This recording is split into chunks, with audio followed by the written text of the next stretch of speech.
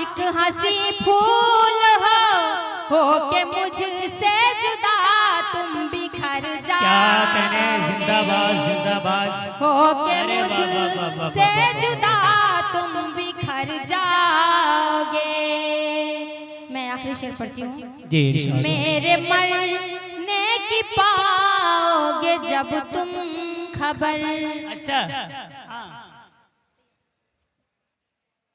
मेरे मरने की पाओगे जब तुम खबर। क्या कहने? मेरे मरने की पाओगे जब तुम खबर।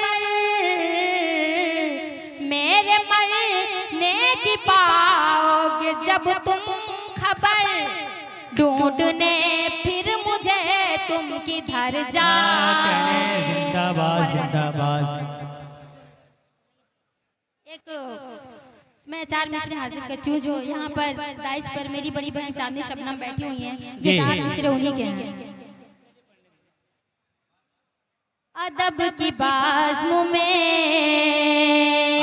क्या कहने? ये शेर मेरी बड़ी बहन चांदनी शबनम साहिबा का है जो मुझे बहुत पसंद है और मैं जी पढ़िए पढ़िए। अदब की बाज़्म में, अदब की बाज़्म में सबको मुझे बताना है। अदब की बाज़्म में, अदब की बाज़्म में सबको मुझे बताना है। अदब की बाज़्म में फरेबी लोगों से अरे खुद को मुझे बचाना है। फरेबी लोगों से मैं धोखेबाजों को ठोकर मैं अपने रखती हूँ।